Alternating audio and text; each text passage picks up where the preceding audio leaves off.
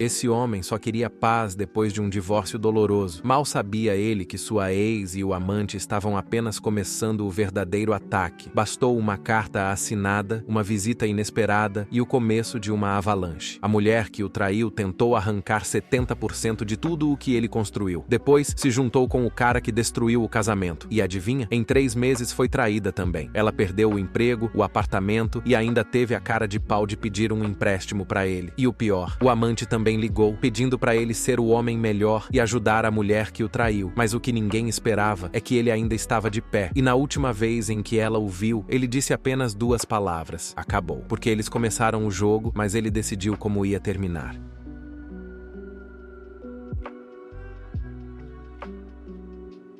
Recebi uma mensagem dizendo que minha esposa está me traindo, então decidi surpreender ela.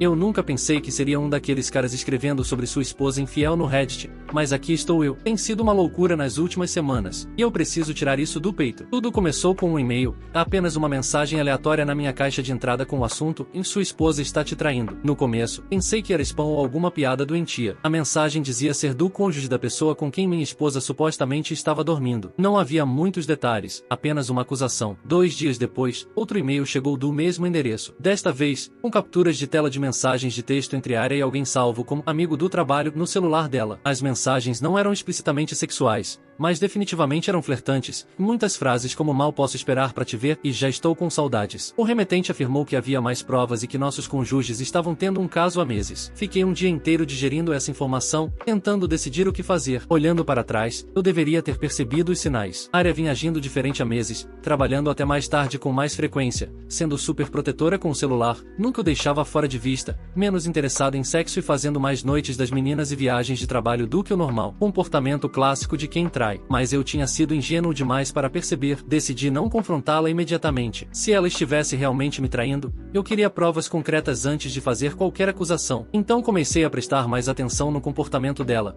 E claro, os sinais estavam por toda parte. Ela atendia ligações em outro cômodo. Começou a se importar mais com a aparência do que o normal e estava geralmente distante. Então, ela anunciou que teria uma conferência de 3 dias em Chicago no mês seguinte. A data batia perfeitamente com o que o remetente anônimo havia mencionado. Assenti com a cabeça e agi normalmente. Alguns dias depois, o remetente anônimo entrou em contato novamente. Desta vez, com os detalhes da reserva de hotel mostrando que a Arya e o cônjuge da outra pessoa tinham reservado quartos conjugados no Marriott em Chicago. Enquanto ela tomava banho uma manhã, olhei o celular dela. Encontrei mensagens deletadas na lixeira que confirmavam tudo. Ela estava tendo um caso com um cara chamado Eric. Havia fotos explícitas e planos detalhados para o encontro deles em Chicago. Ler aquelas mensagens foi como levar soco após soco no estômago. A mulher com quem eu tinha me casado há 7 anos estava planejando um fim de semana cheio de sexo com outro homem, discutindo posições e fantasias que queriam experimentar. Coloquei o celular exatamente no mesmo lugar e agi normalmente quando ela saiu do banho. Foi a atuação mais difícil da minha vida. Fingir que estava tudo bem enquanto meu mundo desmoronava. Passei o dia seguinte procurando esse tal de Eric na internet. Descobri que ele era casado e tinha 2 filhos. Encontrei o contato da esposa dele fuçando nas redes sociais. Entrei em contato com ela e ela confirmou. Era a pessoa que me enviou os e-mails. Ela estava rastreando o caso há semanas e tinha reunido provas detalhadas. Combinamos de nos encontrar pessoalmente alguns dias depois. Ela trouxe uma pasta cheia de evidências, recibos de hotel,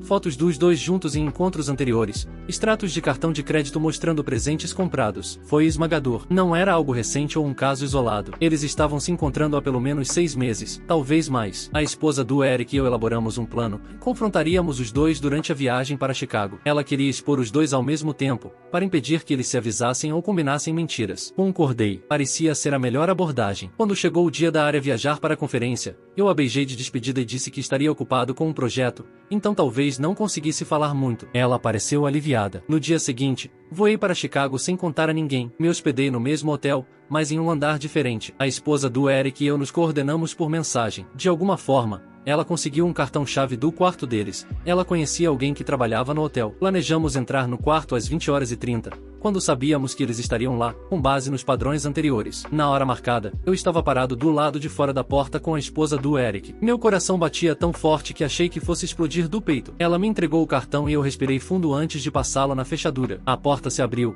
e lá estavam eles, na cama juntos. A expressão no rosto da Arya quando me viu parado na porta é algo que nunca vou esquecer, um puro choque. Ela tentou se cobrir desesperadamente, enquanto Eric pulava tentando achar as roupas. Eu só fiquei ali, tirando fotos com meu celular como evidência. Então olhei nos olhos da Arya e disse: "E não volte para casa. Suas coisas estarão arrumadas." E saí andando. A esposa do Eric entrou depois de mim para o confronto dela. Não fiquei para ouvir. Voltei para casa no dia seguinte, imediatamente. Troquei as fechaduras. Empacotei os pertences essenciais da Arya e os deixei com a irmã dela. Não entrei em detalhes com a irmã, apenas disse que a Arya tinha sido infiel e que eu tinha provas. As ligações e mensagens começaram a inundar quase imediatamente, acusações de que eu havia invadido sua privacidade e tentativas desesperadas de explicar que não era o que parecia. Bloqueei o número dela no primeiro dia. Entrei em contato com um advogado de divórcio e iniciei o processo. Também informei nossas famílias imediatas sobre o que aconteceu, antes que Arya pudesse distorcer a narrativa. Seus pais ficaram chocados, mas não tão surpresos quanto eu esperava. Acontece que ela já tinha traído outros namorados antes de mim, algo que nunca pensaram em mencionar. A parte mais difícil tem sido a solidão,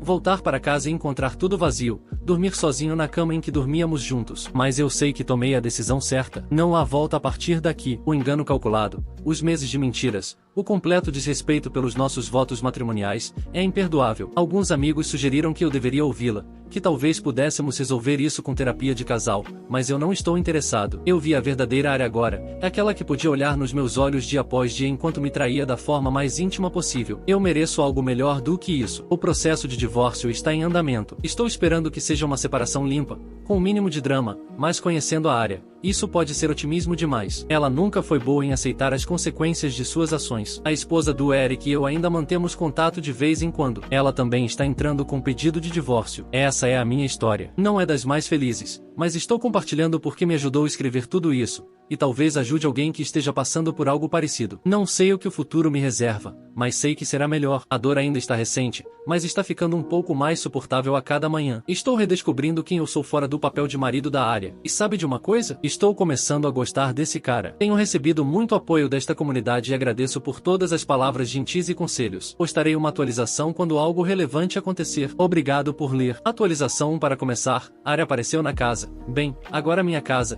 3 dias depois do confronto no hotel. Ela estava chorando e exigindo conversar. Recusei deixá-la entrar, o que a levou a gritar no gramado da frente por uns 20 minutos. Os vizinhos tiveram um verdadeiro espetáculo naquele dia. Eventualmente, ela foi embora, mas não antes de me xingar de todos os nomes possíveis. Tanto faz para o remorso dela. No dia seguinte, a irmã dela entrou em contato comigo. Tentou me convencer de que a Arya estava devastada e merecia uma segunda chance. Não perdi tempo com palavras, apenas enviei as fotos do quarto de hotel. Não ouvi mais nada desde então. Recebi os papéis do divórcio do meu advogado logo depois. O processo de documentação dos bens e preparação para a separação financeira começou para valer. Meu advogado me aconselhou a reunir todos os registros financeiros e criar uma lista abrangente de nossos bens matrimoniais. É impressionante a quantidade de papelada envolvida em desmontar um casamento. Cerca de uma semana depois, recebi uma carta escrita à mão, com 12 páginas, da Arya. Ela entrou em detalhes dolorosos sobre como, supostamente, eu a levei a trair, por trabalhar demais e não estar emocionalmente disponível. Clássico jogo de culpas. Nem terminei de ler antes de jogar fora. Não vou assumir responsabilidade pelas decisões dela. Ela escolheu trair, ao invés de se comunicar ou sair do relacionamento se estava infeliz. A esposa do Eric tem me mantido atualizado sobre a situação deles. Aparentemente, Eric confessou vários casos extraconjugais durante o casamento. Arya não foi a primeira, nem a única amante dele. Eles também estão se divorciando, e concordamos em compartilhar provas, se necessário, para os nossos respectivos processos. Os pais da Arya me procuraram na semana passada. Inicialmente, estavam hostis, claramente tinham ouvido apenas a versão dela dos fatos. Depois que mostrei as provas, a atitude deles mudou completamente. Eles até me pediram desculpas e admitiram que Arya já teve problemas com fidelidade em relacionamentos anteriores. Teria sido bom saber disso antes de me casar com ela, imagino. Um colega de trabalho me informou que Arya e Eric agora estão namorando abertamente. Estão dizendo às pessoas que se encontraram depois que seus casamentos já tinham acabado, reescrevendo a história para parecerem melhores. É patético, mas previsível. Eles se merecem. O divórcio se tornou contencioso. Arya está exigindo metade de tudo, incluindo minha herança do meu avô, que, legalmente, não é propriedade matrimonial. Meu advogado garantiu que ela não tem direito algum sobre isso, mas ela está brigando mesmo assim. Parece determinada a me tirar tudo o que puder. A esposa do Eric me ligou ontem com uma notícia interessante. Pegou Arya na casa da família dela enquanto estava fora. Arya estava lá pegando itens que pertenciam à esposa do Eric. Um boletim de ocorrência foi registrado. O desenvolvimento mais recente foi quando o advogado dela me procurou com uma proposta de acordo que daria a ela 70% dos nossos bens. Meu advogado contrapropôs um acordo justo, em divisão 50-50 dos bens realmente matrimoniais. O advogado dela está tentando argumentar que Arya sacrificou oportunidades de carreira durante o casamento,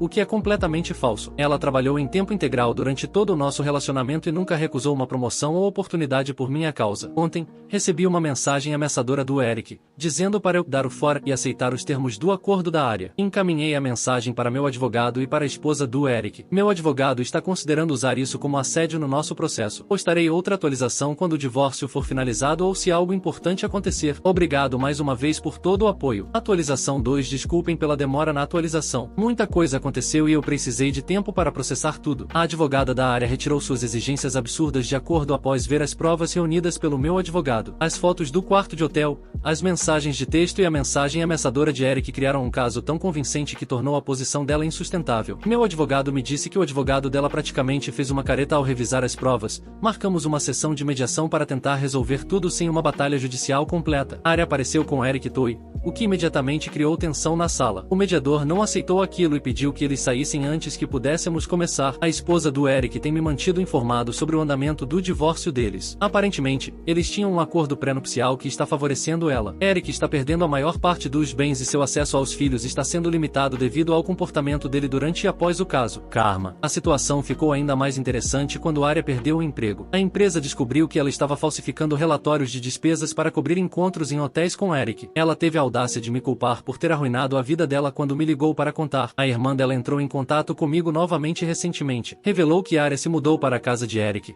mas que as coisas já estão estáveis entre eles. Finalmente chegamos a um acordo de divórcio justo para ambas as partes. Estamos dividindo nossos bens em 50-50, sem pensão, devido à curta duração do casamento e às provas de infidelidade. Assinei os papéis finais do divórcio na semana passada. Minha ex nem apareceu, o advogado dela cuidou de tudo. Foi anticlimático depois de tanta confusão, mas senti um enorme peso sendo tirado dos meus ombros quando saí do escritório do advogado. Estou legalmente solteiro novamente. A esposa de Eric me ligou ontem com uma fofoca interessante. Aparentemente, Eric já traiu Arya com outra colega de trabalho. A Arya ainda não sabe. Quase sinto pena dela, quase. Ela está colhendo o que plantou. Algumas noites atrás, recebi uma enxurrada de mensagens de texto da Arya. Ela claramente estava bêbada, dizendo que cometeu um erro terrível e queria conversar sobre reconciliação. Não respondi. Não há nada a ser dito. Um amigo viu Arya e Eric tendo uma briga feia em um restaurante no centro da cidade. Aparentemente, Eric a chamou de produto usado e saiu furioso, deixando a conta para ela pagar. Novamente, e não é meu circo, não são meus macacos. Semana passada, ela apareceu no meu novo apartamento sem avisar. Felizmente o prédio tem boa segurança e não deixaram ela entrar. Ela causou um grande escândalo no saguão, gritando que eu precisava falar com ela. As imagens das câmeras de segurança agora fazem parte da minha documentação, caso eu precise de uma ordem de restrição. O decreto final do divórcio chegou pelo correio ontem. Enquanto isso, minha ex-traidora criou várias contas falsas nas redes sociais para me assediar desde que o divórcio foi finalizado. Documentei tudo e denunciei às autoridades. Meu advogado está considerando entrar com um pedido de ordem de restrição, se continuar. No lado positivo, estou me mudando para outro estado por causa de um novo emprego. Tenho embalado o apartamento com a ajuda de vários amigos. Eles comentaram quanto pareço melhor comparado a alguns meses atrás. As olheiras sumiram e estou conseguindo dormir a noite toda novamente. O tempo realmente cura. Ontem, enquanto eu carregava o caminhão de mudança, Arya apareceu na calçada. Ela implorou por mais uma chance, dizendo que Eric foi um erro e que percebeu o que havia jogado fora. Apenas disse adeus e fui embora dirigindo, deixando ela parada lá. Foi como a cena final de um filme no qual eu nunca quis atuar. Estou escrevendo isso de um hotel, a meio caminho da minha nova casa. Pela primeira vez em meses, me sinto genuinamente otimista quanto ao futuro. A dor ainda não sumiu completamente, mas está desaparecendo. Estou ansioso para construir uma nova vida,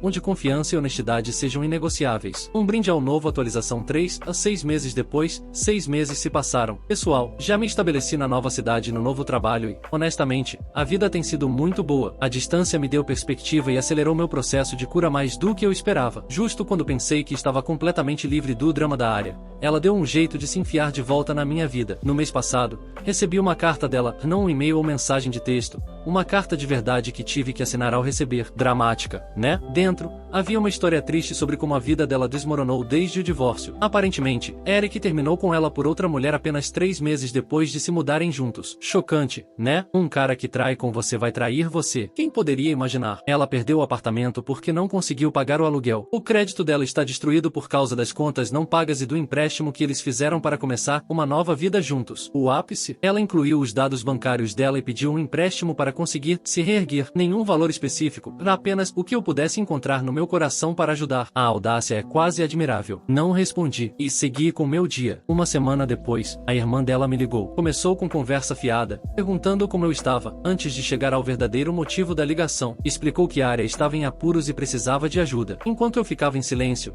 ela foi ficando mais específica. A área precisava de $5.000 para conseguir um novo apartamento e evitar ficar sem teto. Eu ri. Não consegui evitar. Perguntei à irmã dela se lembrava de como a área tentou me arrancar 70% dos nossos bens no divórcio, de como espalhou mentiras dizendo que eu era abusivo, de como apareceu no meu apartamento causando cenas, de como criou contas falsas para me assediar online. A irmã teve a decência de parecer envergonhada. Murmurou algo sobre ela ter aprendido com os erros e ser uma pessoa diferente agora. Eu disse que a situação de moradia da área não era mais problema meu. Isso é o que significa divórcio. Sugeri que ela pedisse ajuda ao Eric, já que foi por ele que ela jogou nosso casamento fora. 2 dias depois, recebi uma ligação de um número desconhecido. Atendi achando que era algo do trabalho. Era o Eric. Ele começou com um discurso ensaiado sobre como a área estava sofrendo e como eu deveria ser o homem superior e ajudá-la. Cortei ele no meio da frase. Deixa eu ver se entendi. Você dormiu com a minha esposa, destruiu meu casamento, levou ela pra morar com você, depois terminou com ela por outra pessoa, e agora tá me ligando pedindo pra eu dar dinheiro pra ela? Tá chapado? Ele começou a gaguejar, dizendo que era complicado e que nunca quis machucar ninguém. Desliguei na cara dele e bloqueei o número.